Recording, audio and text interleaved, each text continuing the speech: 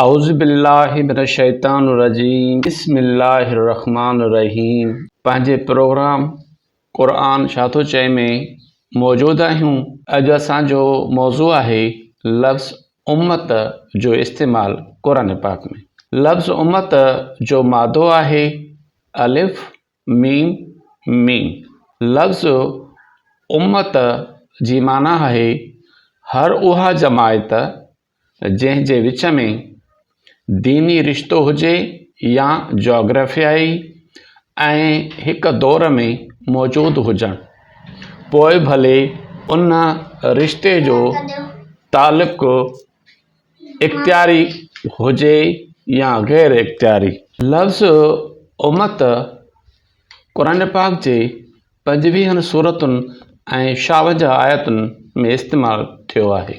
ए नूह, तो ते सलामती आहे ऐं तोसां गॾु उम्मत ते बि। सूरत नंबर 11 हूद आयत नंबर 48। हुकुम थियो त ए नूह, तूं असांजे तरफ़ां सलामतीअ ऐं बरकतुनि सां ॿेड़ीअ मां हेठि लह। उहे तो ते ऐं उन्हनि उम्मतुनि याने जमाअतुनि मिन ते बि आहिनि जेकी तोसां गॾु आहिनि, ऐं असीं कुझु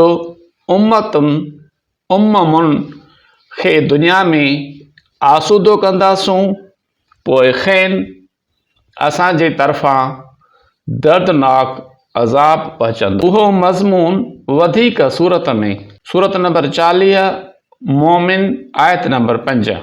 हज़रत इब्राहिम पाण ख़ुदि हिकु उम्मत हो।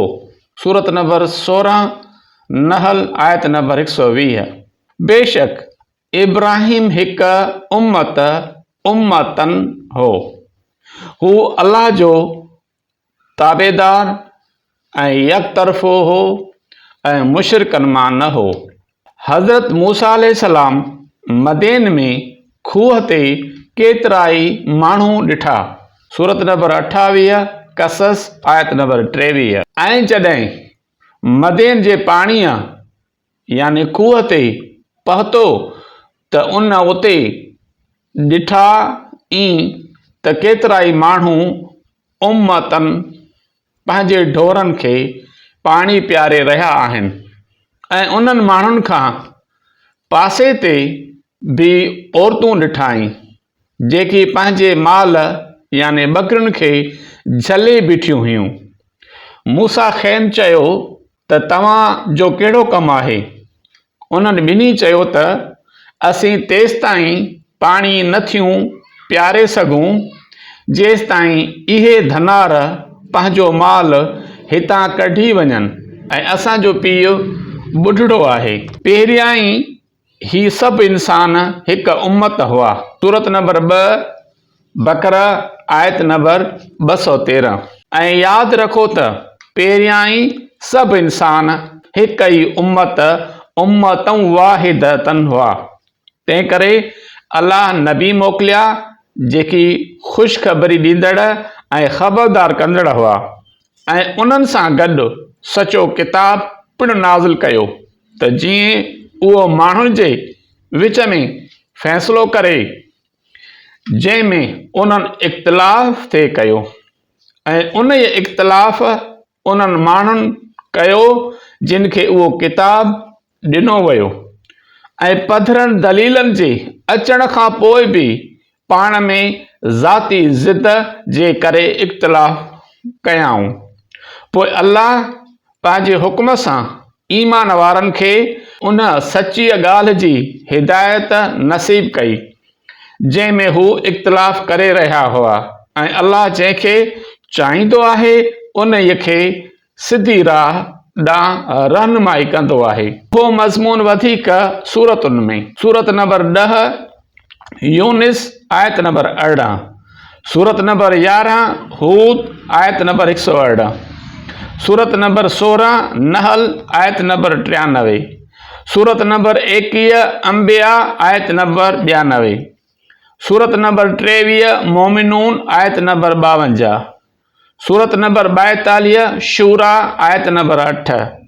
सूरत नंबर 43 ज़ुख़रुफ़ आयत नंबर 33। हज़रत इब्राहिम अलैहिस्सलाम जी दुआ त ए अल्लाह असांजे नस्ल मां हिकु मुस्लिम जमायत पैदा कर। सूरत नंबर 2 बकरा आयत नंबर 128। ए असांजा रब असां ॿिन्ही खे फर्माबरदार बणाए ऐं असांजे नस्ल मां पिणु हिकु अहिड़ी उम्मत पैदा कर जेका तुंहिंजी ताबेदार हुजे ऐं असांखे इबादत जा तौर तरीक़ा ॾेखार ऐं असांजी तौबा क़बूल कर।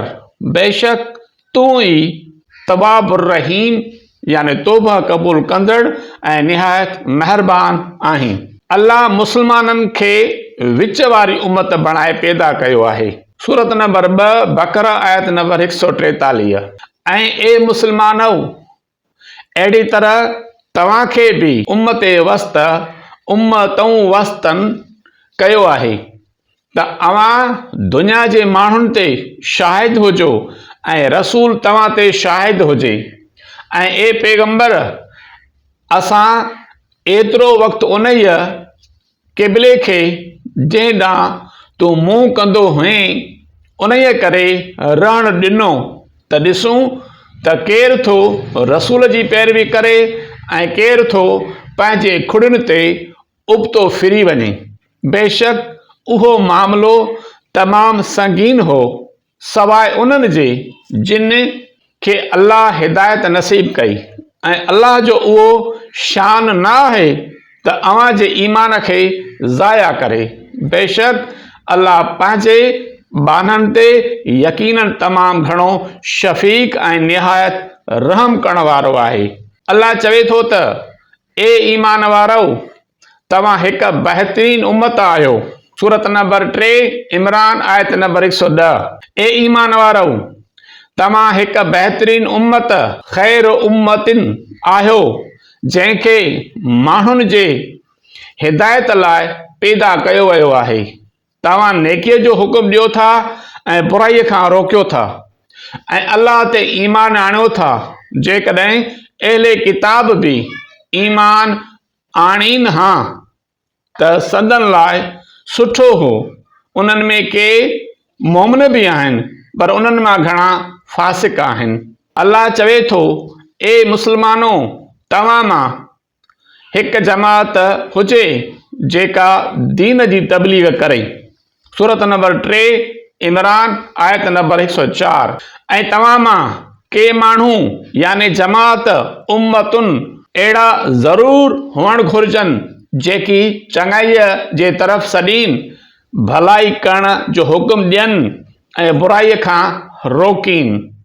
ऐं अहिड़ा ई माण्हू कामयाब थियण वारा आहिनि। हो मज़मून वधीक सूरत में सूरत नंबर 7 ऐराफ़ आयत नंबर 181।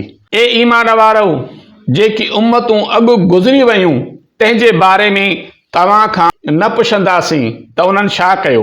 सूरत नंबर 2 बकरा आयत नंबर 134। बहरहाल उहा हिकु उम्मतुन हुई जेका गुज़री चुकी। उन्हनि जेकी कमायो सो उन्हनि लाइ हो ऐं जेकी अव्हीं पोखींदव सो तव्हां लुणंदव ऐं अव्हां खां उन्हनि बाबति का पुछा गछा न कई वेंदी त उन्हनि जा अहमाल कीअं हुआ। उहो मज़मून वधीक सूरत में सूरत नंबर 2 बकरा आयत नंबर 141। अहले किताब मां बि हिकु जमात सिधी राह ते आहे। सूरत नंबर 3 इमरान आयत नंबर 113। सभु अहले किताब बि हिकु जहिड़ा न आहिनि। उन्हनि मां हिकु जमात उम्मतुन सिधी राह ते क़ाइमु आहे। हू राति जो उथी रब जूं आयतूं पढ़नि था ऐं उहे सर्ब सुजूद थियनि था।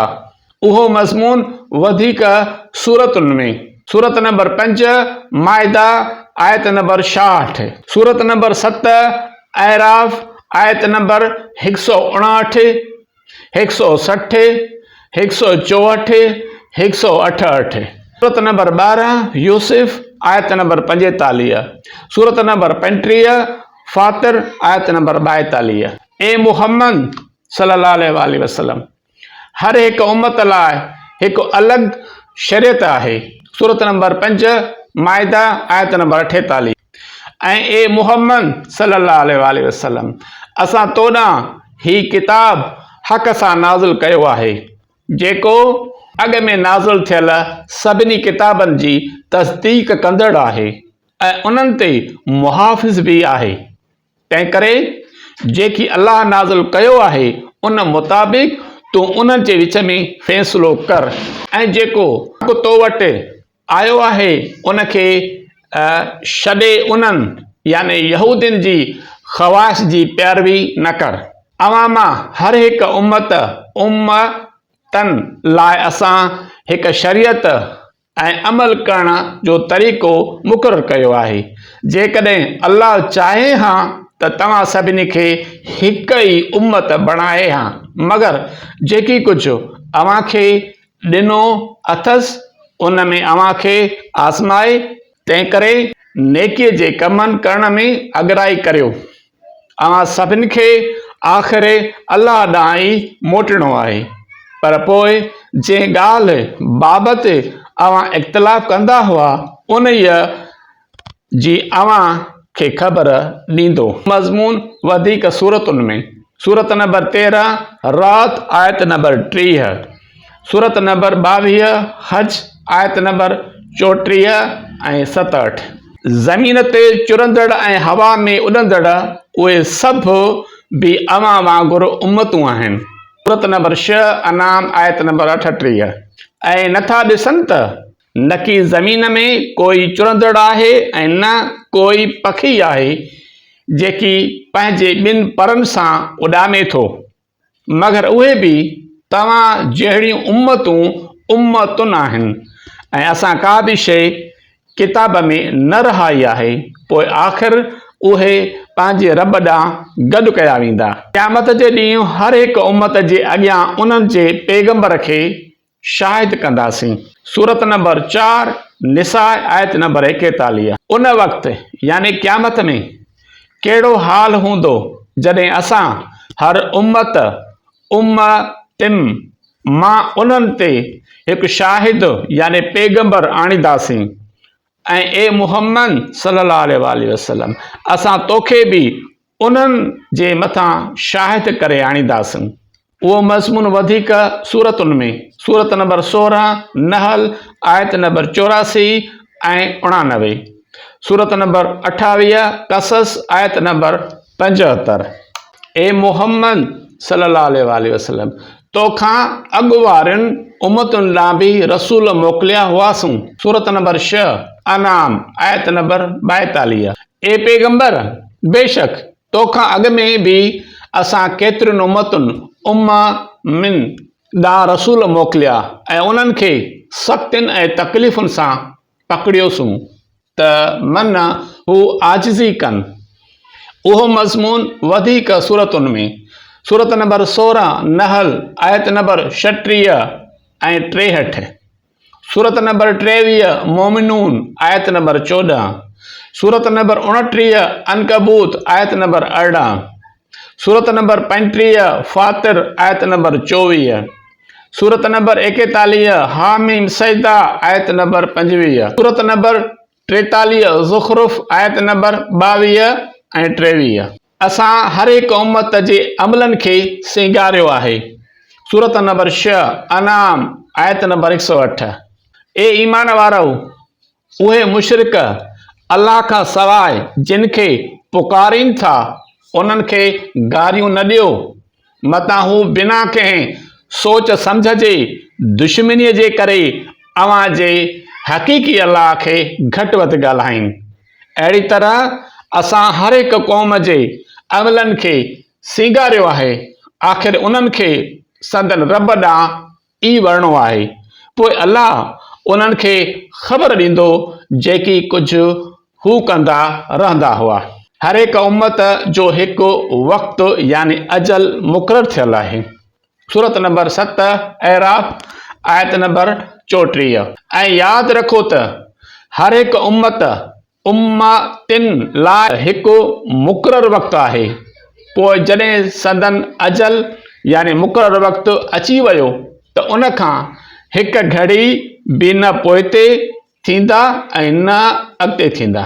उहो मज़मून वधीक सूरतुनि में, सूरत नंबर 10 यूनिस आयत नंबर 49, सूरत नंबर 11 हूद आयत नंबर 8, सूरत नंबर 15 हिजर आयत नंबर 5, सूरत नंबर 23 मोमनून आयत नंबर 43, सूरत नंबर 45 जासिया आयत नंबर 28।